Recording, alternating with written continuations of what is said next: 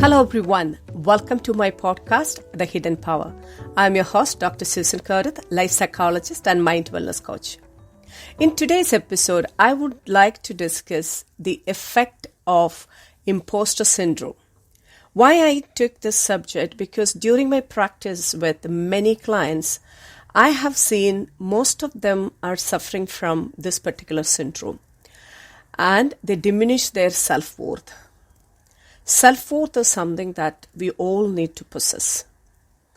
When I explain imposter syndrome, I would say it is a psychological pattern of behavior or a belief in which a person doubts their own accomplishment or what they have achieved from their hard work. They don't value that. They won't give credit to their own hard work. Suppose if you are a person suffering from imposter syndrome, what you will do is you devalue your abilities and talents. And in that case, you will attribute your success to either luck or you will give, if you are in a group of people, in a team, you are doing this activity and you might have done pretty well.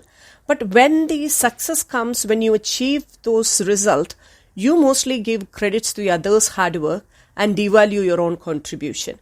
You think that, okay, I have not done much, but the group was really good. Everybody was together. So I was, I could, perform well. And this is mostly because, we give, overemphasize on the teamwork rather than individual contribution. A team is including you as well. So your work also is valuable, but you won't feel, if you're suffering from imposter syndrome, you won't feel that.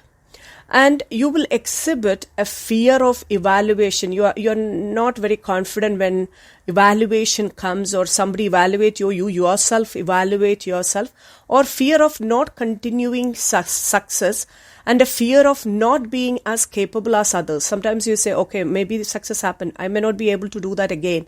Or, I got this success, by luck, and I don't think I'm that capable like others, and or smart as others. These are the thinking that goes into your mind.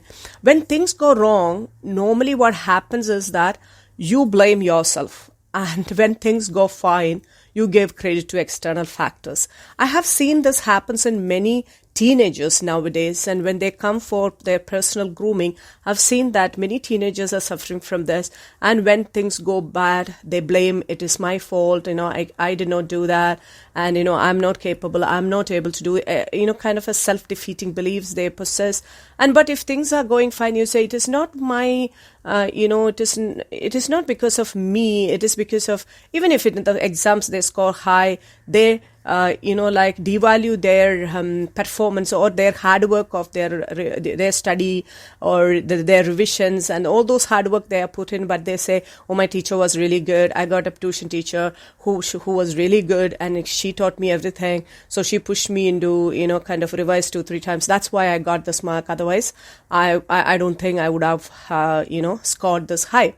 Also, when you are in various situations, when you know that, you have done pretty well, and you have a kind of bit shy or a bit reluctant to accept it, and you're very, very happy or very positive to give the credit to the external factors. This is something we have always seen. And when these kind of things happens, we say that the person is suffering from imposter syndrome. In the case of relationship, you often feel like you do not live up to the expectation of your parents or your partners or any other, maybe sibling or anyone. So you think that in the relationship, I don't think I'm doing enough. So this is the thinking that, goes to your mind. And if others are happy with me because of their goodwill, they're good people, they are very kind, that's why they're thinking like that. Or, your friends or loved ones, anyone in in that case, you may feel like that. If your boss is, giving you some kind of appreciation, or, see, they, when you accomplish something or you do an extraordinary performance, your boss is, appreciating you, encouraging you. So you will say, my boss is really a good person, he always does that to me, and I'm really great to have, or I'm really thankful to have such a boss. But you never give credit to the hard work that you have put in, or the extraordinary work that you have done. And also, when you experience feeling of being unworthy or of not deserving the beneficial relationship you possess. So sometimes you say that, I don't think I deserve such kind of a relationship. I don't think I deserve such kind of bosses. I still remember one of my client saying that, she was very upset when she came to me for the session. She was telling, I asked her, why I can see you a bit down. And she said, you know what, Susan, I'm feeling really low, and I'm feeling, some kind of, uneasiness and everything. So I asked her what happened. So she said, today was the bonus day in our office. I said, wow, that's really good. That's a good news. So that means you are upset. That means you didn't get a bonus that you really expected. She said, no, I got more than I expect, or double or 3 times higher than that what I have expected. I said, hooray, that's the best thing. You should be happy about that. Why are you thinking in the other way? Why are you sad? And you know what she said to me? Susan, I'm really doubting. Am I doing, the equal work, or the as the company expect me to perform? I think I'm doing less. I don't deserve this kind of bonuses. I said, bonuses is coming to you because they are assessing your worth. It is not just salary. It is just the contribution that you have done, how well the company has performed. Yeah, I know everything, but she was having such a low feeling. So this is what we call, and she's having a high position in the company. She's not a very low position. She's in one of the directorial position, like a senior manager position, and she feels that she is not doing enough. She's not doing enough, and in that case, mostly what happens is the company can benefit because they have this imposter syndrome. They will be trying to please and please and please, wanted to please others, because they think that they are not pleased with their performance. They continuously do that. The burden is so much on your shoulder, and you never feel that accomplishment or that self-worth or self-confidence. If you are participating in a context or anything, some competition, you will compare with other participant and evaluate you always as a low performer. You say, oh my God, I'm competing with these people. Oh, I'm pretty sure that I'm low. I'm the lowest among these people. I don't think I will be, going to do such a wonderful work. I don't think I will be able to compete with these capable people. These kind of worries will be in your mind. Also, if you are accepted in any program or any kind of selected for something, you will always doubt on which ground I have been accepted into this program. Okay, in what ground I have been accepted into this program, and maybe they are kind enough to include me as well, and they don't really think that they are capable. They have the ability. And also you will perceive that your achievements are because of external factors and not from the personal ability or your intelligence. And it is very interesting to note that how the imposter syndrome happens in a person's life. So when we analyze, the imposter syndrome as a belief you formed during your childhood years, and from the influencing personalities, like your teachers or parents or whoever it is, having influence on you in those days, in your growing up years, and their teachings and the key learnings that they give it to you, they create a design in you, how to believe, how to think, how to act. I would like to say that, I had imposter syndrome when I was, I can say that I have taken it to my adulthood as well. So my mother, whenever we do something, My mother never appreciated anything we had done. I still remember we get great marks, good marks, maybe, sometimes we get full, and she never appreciated, oh, this is not a big deal. Anybody can get it. What you have done is not a very big deal, big deal. And, she had always that attitude. But if you do something wrong, if we have not performed well, she criticizes, she punishes and everything. So think about the situation when we are growing up as a child, what feeling that you will form in your mind. Okay, when you do something wrong, it's my fault. When you do something wrong, it is your fault. You have to take responsibility for that. And when you do something good, and that's not a big deal. That's not your thing. That so many things are happen, and anybody can do that. Everybody can do that. It is not a big deal. Don't think that it is something that you only can do. And I used to think that what was said. And when I've been growing up, and I remember that, I perform well, but after that I doubt my, my performance, my accomplishment. When others say that, Susan, you have done a great job there. And I say, what great job you are?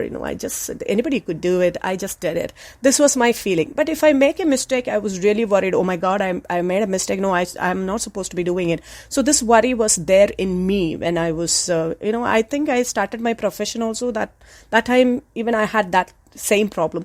So when I was analyzing myself, I identified that, this is something like a teaching I had from my childhood. So I got a chance to talk to my mother after that. So I asked her, Amma, you used to say these things to me, not to me only, my sisters, everyone. So you used to say, it's not a big deal if you achieve something. And if you do something wrong, you punish us, you criticize us, everything that you have done. So what was her response? She said, that is because I don't want my daughters to have, that pride and, that arrogance in them, that overconfidence and, arrogance. I said, to have that, you made us like this, you treated us like this. She said, yes, I always wanted you to learn, humility. You should be humble. You should be, kind of level-headed, and you should be having humility. I said, oh my God. I said, Amma, that was not what we learned. We become, kind of rejecting all our accomplishment and achievement, saying that it is possible for everyone. And this is, and she said, Amma, that was, something like, it was not a good thing. Then, what she said to me was very interesting. She said, I only knew this, okay, when I was parenting you. So I could only do that. I accept it. Yes, she was right, and she only knew this. But when I learned all these things and, like the imposter syndrome and everything, I started to work on myself, and slowly I came out of it, because you need to understand one thing. Once your the psychic design is formed in the childhood years, and you will only live according to that unless you make a change consciously make a change. Otherwise, you're unconsciously you will be led by those learnings and those beliefs. So it is important that you understand these things. Okay, there must have been a learning issue there, or the conditioning issue there, as my mother said, like I was only knowing that kind of parent to make my child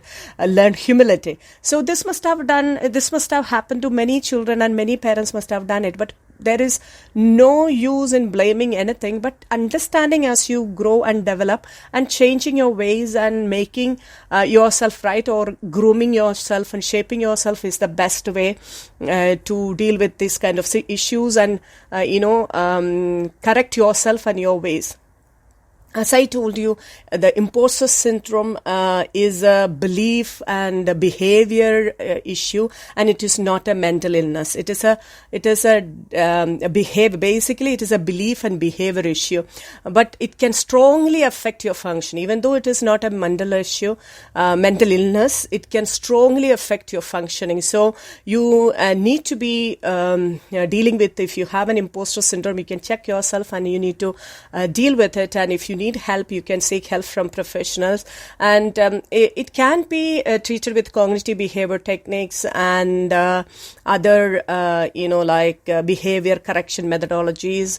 Now neuroplasticity is developing. Those neuroplasticity-based therapies can help you. And especially this therapist should focus on it should give emphasize on the self-esteem, and that's the best way you can slowly remove these imposter syndrome from your life, and your self-esteem can be boosted more, and your confidence and self-esteem is really improved. And this way you can help yourself and come out of this imposter syndrome. And I would say always investing in yourself, in building yourself and your life, is the essential area you should consider seriously. Listen to Hidden Power podcast so that you can make your personal transformation easy and flawless.